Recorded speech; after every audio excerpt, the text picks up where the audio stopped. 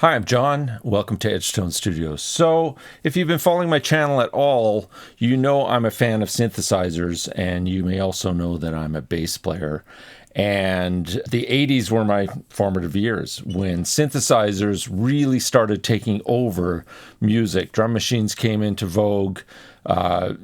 Arpeggiated patterns, MIDI programmed synthesis was going on. And amongst all that, Roland came out with a series of instruments designed to give this experience to guitar players, namely the GR-700 synthesizer with the G-707 guitar synth, very famous. But they also, in 1985, made a bass, the G-77 bass controller for the GR-77B bass synthesizer, which could also be programmed using a controller, the PG-800, famously used with the Roland JX8P synth, because the GR-77B is really a JX8P in a 4-voice version in a guitar pedal. And I managed to be lucky enough to pick up one of these a couple of years ago. I got the guitar from a fellow on Bowen Island, and then I managed to track down the synthesizer through a fellow in the UK on Reverb. I paid way too much for that. They've gone for quite a bit less since, but I couldn't find one at first. And then when I was getting the system repaired locally, Mars Audio had the PG-800 with the JX8P, so I picked up a PG-800 too. And today, I thought I'd take you through this iconic 80s bass synth system. So let's get to it.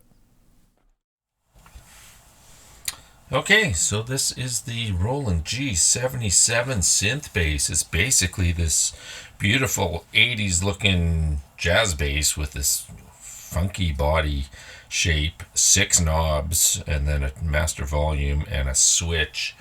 And otherwise it's a 4-string bass. It has this weird stabilizer bar, and the premise is that the stabilizer bar reduces the resonances so that the strings don't resonate quite as much, so that the fundamental frequency is picked up by this, I guess, quadraphonic pickup, because the guitar one's called hexaphonic, so this one has 4 pickups in it, individual pickups. It's got jazz pickups in it. I think they were made by EMG. I'm not quite sure. The bass itself was made at the Fujigen factory that Roland partnered with. They made a lot of the Ibanez basses in the 80s. And, it's a nice jazz bass. It has a beautiful thin neck, nice frets, medium-sized sort of frets, rosewood fingerboard, the dot inlays that are not clay, but they look somewhat, mother of pearl or a little bit clay looking. And then a black painted neck along with the black body.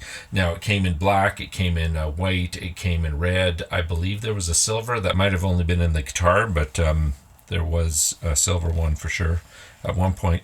There is basically this massive 24-pin, about 20-foot connection cable for both the bass and the synthesizer controls.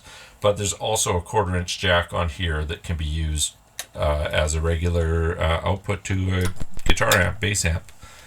And when you first turn the unit on, the GR-77B bass guitar synthesizer, it comes up on bank number 5, patch number 1, and that is the first of the preset patches. And if I dial this, I'll go over the controls in a sec, but if I dial this completely onto synth, then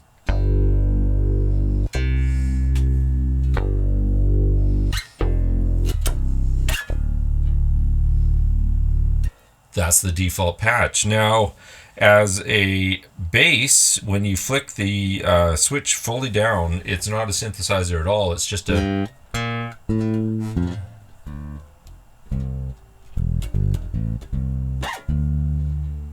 Now, I'm an average bass player at best, but I have Parkinson's disease and my fingers are just literally not functioning today. I was going to swear there. So I'm having trouble making the move. So I will make some noises with this. It won't sound like I'm playing bass. It'll sound like I'm making sounds, but at least you can get a sense of what the bass sounds like. There's a master blend control here. If you dial it 100% clockwise, it's actually the bridge pickup.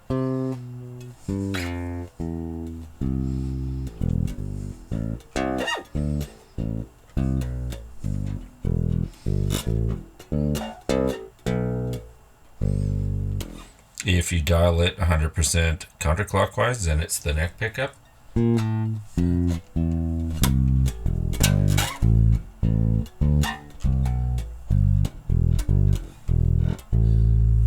And of course you can blend it into the middle and get both. And being a jazz bass, that tends to be about where I usually dial it in. There's a blend control or a tone control, so wide open.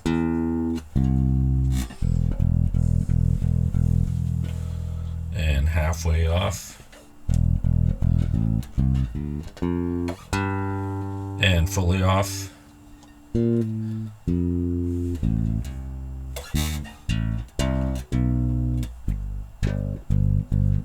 I guess most frequencies cut. And then when you bring this switch up into either the middle or top position, they're both exactly the same. It could have easily been a two-way switch, but they put a three-way switch in here. You get into the synth bass mode, and you have a blend control for the synth and the bass. When it's fully to the counterclockwise position, it's bass. And as you move it towards clockwise, it becomes a synth. And you can blend somewhere in between, so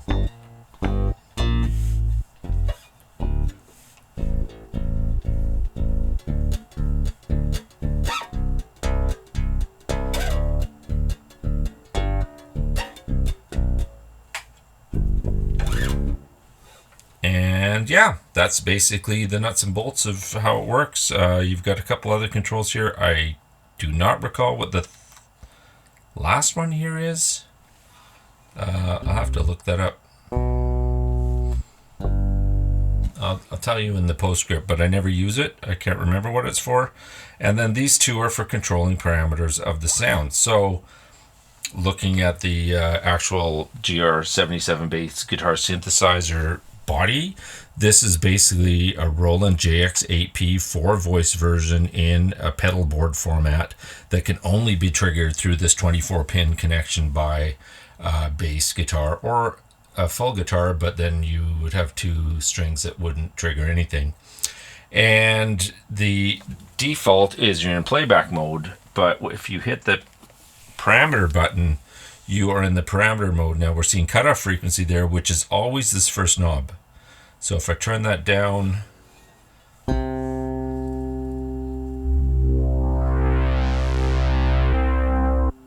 I can use the first knob to control it. Now, if I want to hold the note and keep it ringing, I can with this hold button here.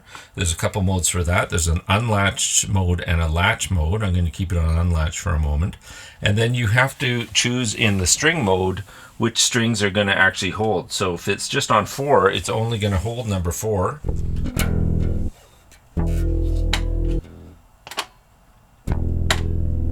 And you'll notice it's not doing it because when you're in parameter mode, you can't use the hold button. So that's kind of useless.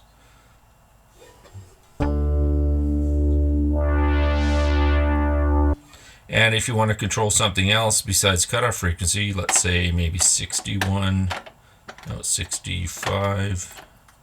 See if I can find resonance. I don't remember where resonance is. 63. No, I'll have to look that up as well. There we go. Okay, so if I want the resonance, that's 43. So if I got resonance here, we can go up to full resonance.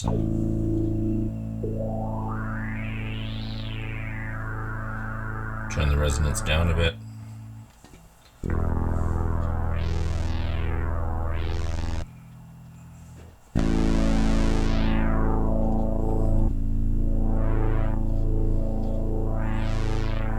So you can adjust different parameters using the center knob here, and the first knob, it's always a cutoff filter, and the last knob, let me just look that up. Oh, that's the vibrato knob here. So vibrato can be brought in by touching the pickup after you're playing a note. So let's get out of, no, let's leave it in that mode. Okay.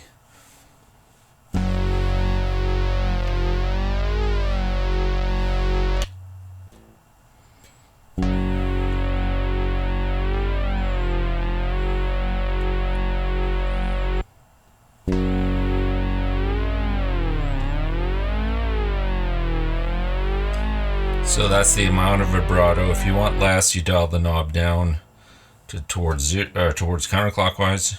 You get no vibrato. If you turn it all the way up,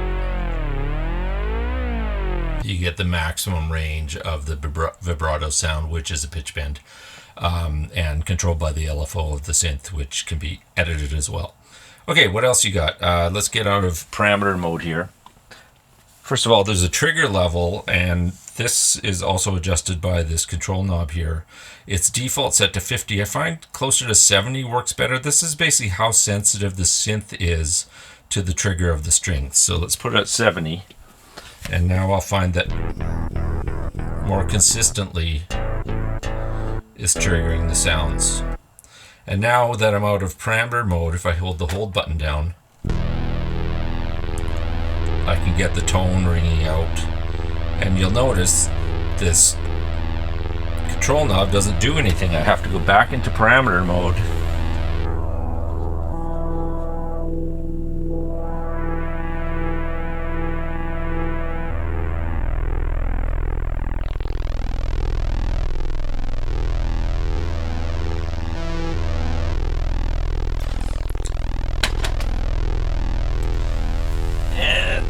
have to get out of parameter mode to take it out of hold. So that's, you know, kind of annoying. So that's why you get the PG-800 programmer, which I have set up over here. But let's finish going through some of the other settings here. So you notice that we can hold a string and have it ring out. But if I hold this string,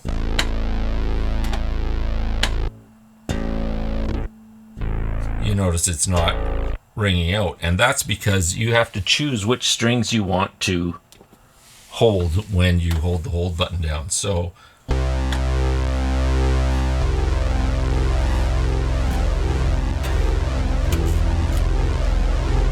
I can get them all ringing out if I choose all of the strings. Same for the voices. If you turn off certain voices,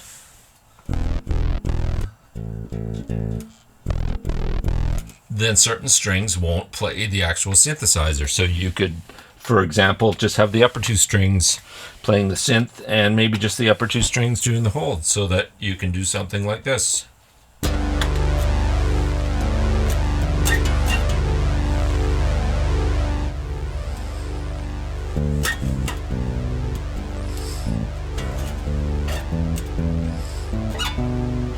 And play your bass over whatever notes. And of course that was not anything useful that I just played, but you get the idea. If you want to bring up a different patch, you simply press one of the buttons and you'll get a different patch in that bank. So 5.2. Let's blend it in a bit more. 5.3.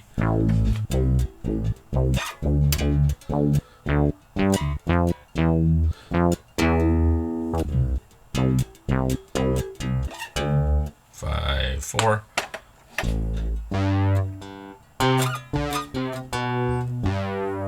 5.5.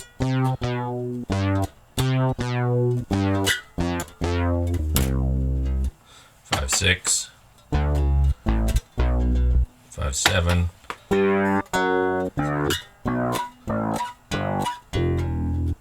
5.8. 5.9.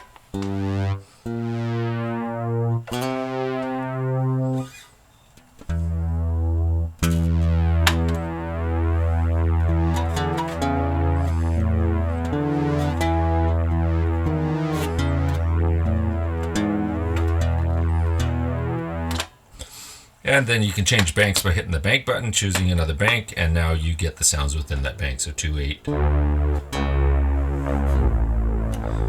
2-2,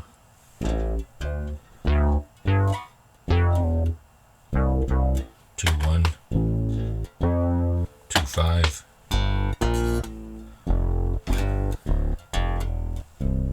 Now, banks 1 to 4 are user programmable banks. You can save whatever you want there. And banks 5 to 8 are the preset banks that are always going to be the same no matter what. Okay, you have two different modes for your hold pedal. You have latch and unlatch. So we were on unlatch. Now with latch, let's put hold on top two strings. Now with unlatch, I can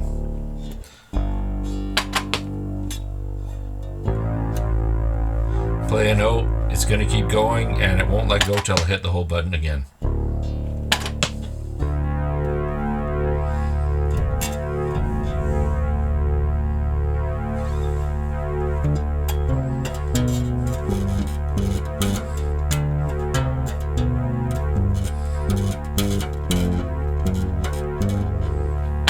Whatever. And then there is the write to cartridge and read from cartridge slots. So if we hit the cartridge button, we are now looking at the memory cartridge, which I have plugged in the back there. It was the Roland MC16. I have an MC64, which is more memory, but it also works. If I go to 1, let's go to bank 1 on the cartridge. This would be a sound that I programmed.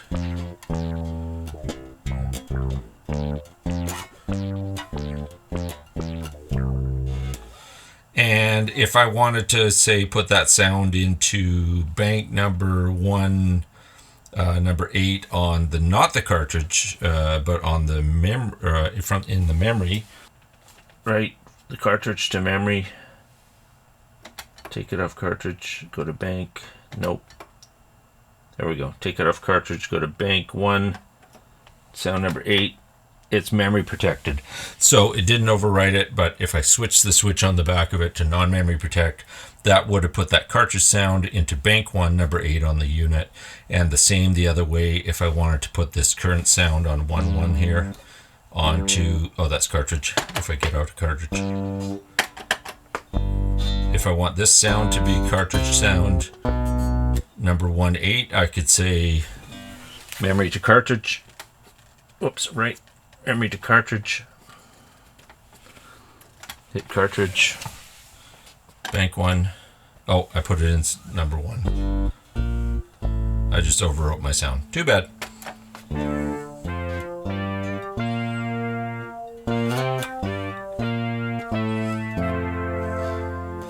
Now you'll notice something. When I went from cartridge sound 1 to 2, the string select buttons all came on. So the strings selected for hold and for voice are saved with each patch, so you can design that how you want for whatever song you're playing and store that way. And then if you want to make real use of programming this thing, don't use the parameter button. Use the hold button in combination with the PG-800, and you can then build sounds directly by editing right on the programmer itself.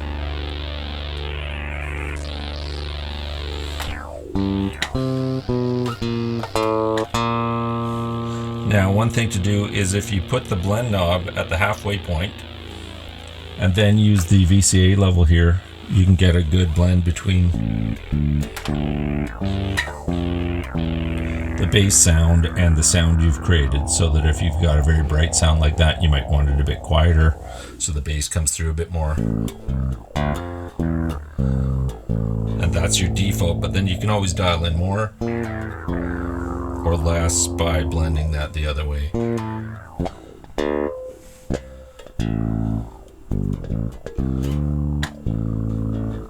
And because this is a full 4-voice Roland JX8P, you can play chords. And then you can, play around with them here. So.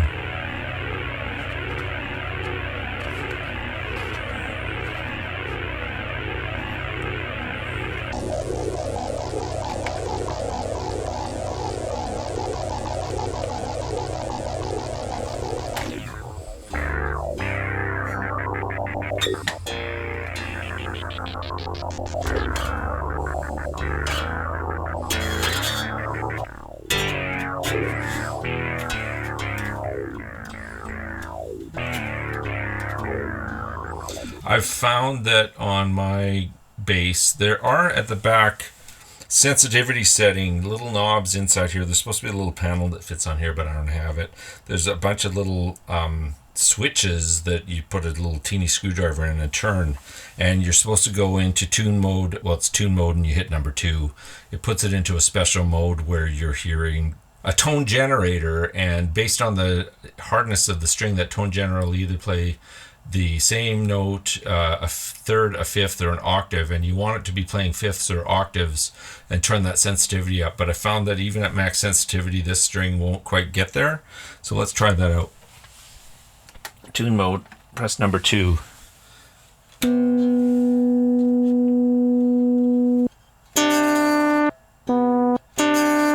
So that's the tone it's making. And it should go up to another octave, but it's not there. That one did. That one I can't get any higher. And same as that one. So it may need some internal adjustment on the circuit board to actually fix that, but generally it works.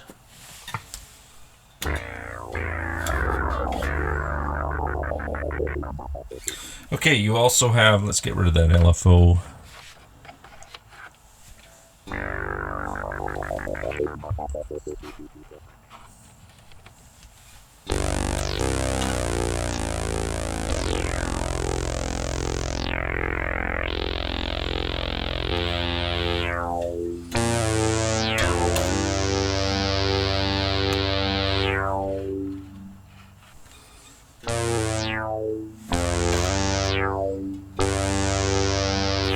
Okay, you can also do pitch bends.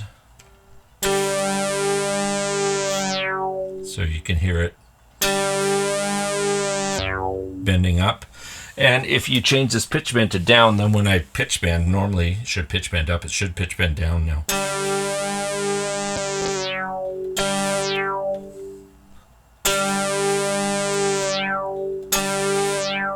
It's more of a guitar thing, I think, than a bass thing. I mean, how often are you pitch bending your bass when you're trying to play a bass line along with something? But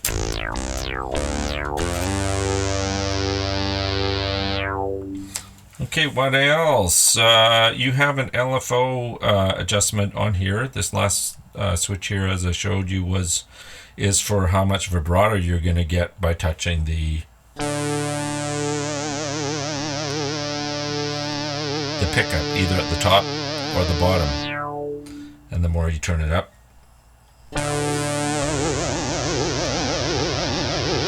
that's the amount. And of course that's based on this LFO, so if I speed that up,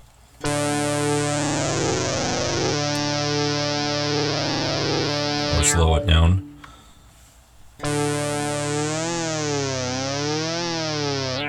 and if I put it on square wave, well, it's not doing square wave. I guess it's always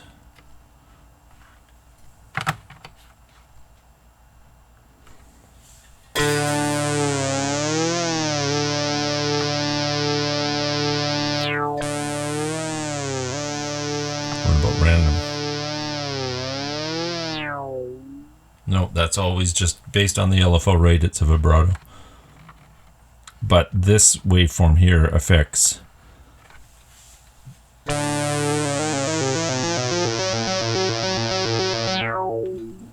the actual modulation on the synth itself. So you can have a square wave, you can have random.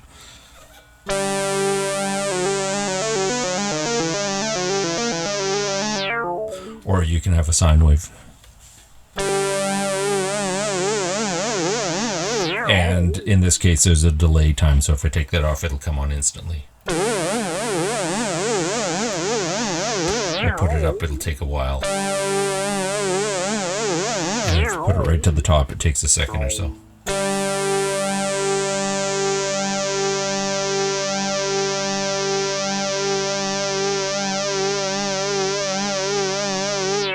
Actually took quite a while.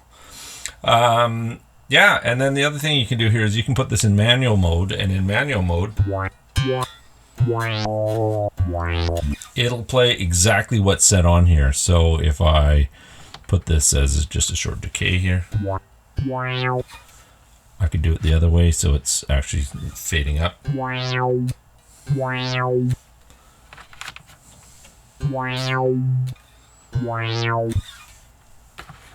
Could just make it straight onto the envelope.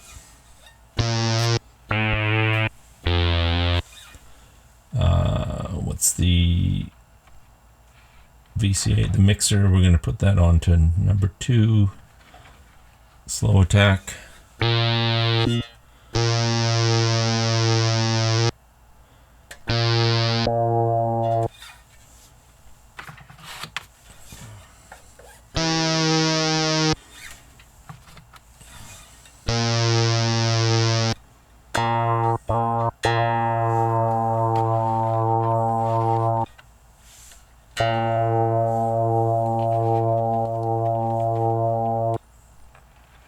There's envelope 2 for the mix for the VCA. There we go. I was trying to have a slow sweep up.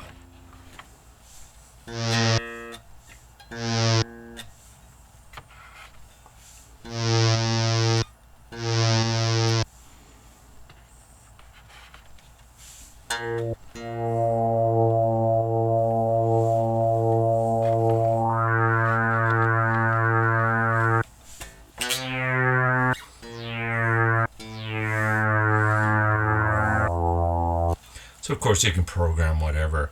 So that's basically the fundamentals. You can also use this to write this to memory. So when you hit right here, you'll see that the bass synth is flashing, and then you could say choose cart and go bank number 7.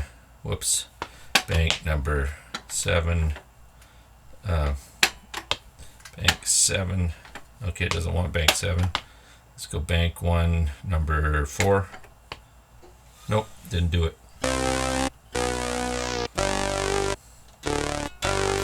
I guess you can only use that when you're not in cartridge mode.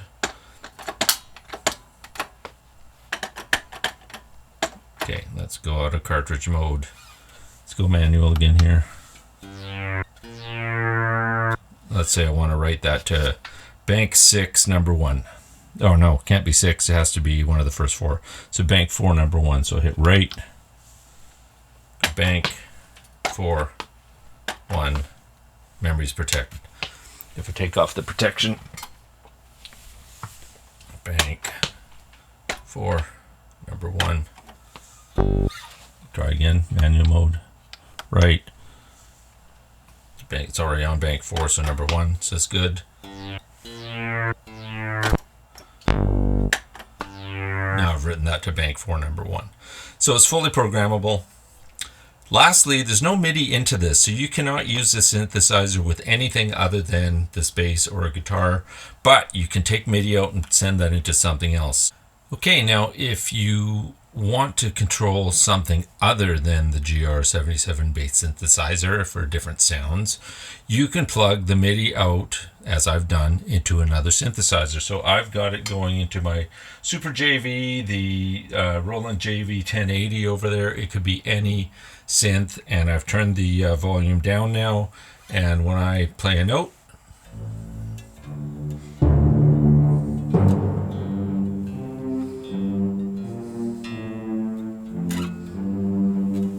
and I could turn the turn that up an octave.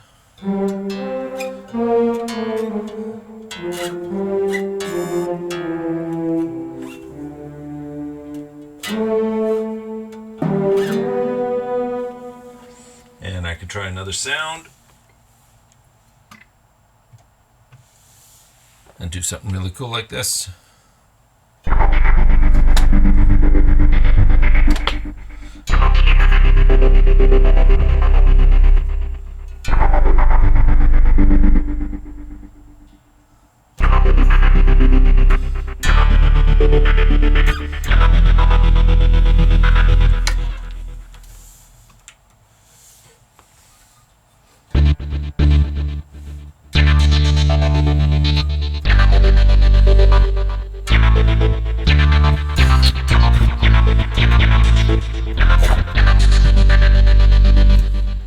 So that's just to show that you could control any synth you want with the guitar synthesizer as long as you use MIDI out and as long as you use the GR-77B synthesizer as the connection point. There's no way to directly plug MIDI out of the guitar into anything else.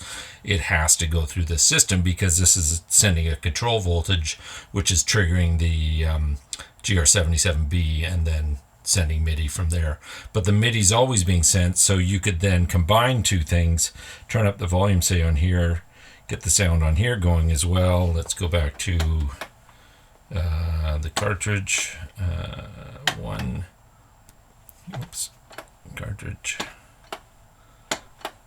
Bank, 1, 1. Let's go to 2.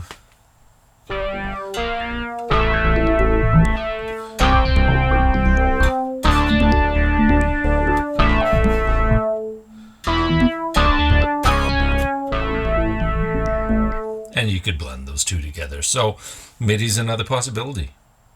But that's it. But the other thing you can do is just unplug this bass guitar synthesizer entirely, unplug the 24-pin cable, plug a regular 1/4-inch jack into your pedal board or your amp, and have a really nice sounding bass sound. Because the one thing you can't do with this blend control is process your bass signal. So you can't put your bass signal through a compressor and maybe an amp simulator and then have the synth going separate. You'd only be able to do that if you put this 100% on synth, took the 1/4-inch out and sent that to an amp, and then blended that separately on stage or however you want to do it. One thing I did not cover, so let's cover that now. Let's turn this off again.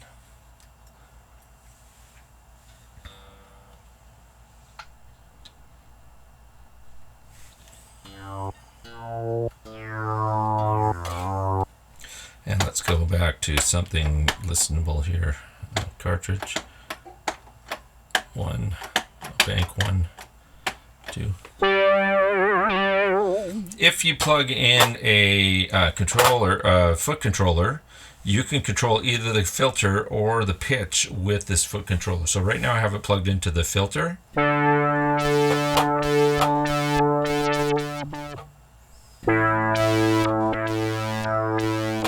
And if I move it over to pitch,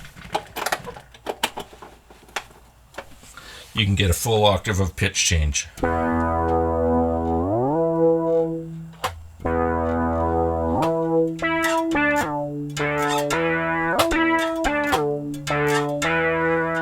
So another thing you could do with this instrument, but to me it's a really cool instrument. I wish my hand was working so I could actually get my fingers going at any speed and play something in time, but I can't, so I've just been making noises. But hopefully that gives you a good overview of this cool Roland GR system. This, I believe, is the last of the GR basses ever made by Roland, and I don't know of any more modern bass synth guitars that were ever produced. These are a little bit more rare than the guitar version, and they're pretty cool.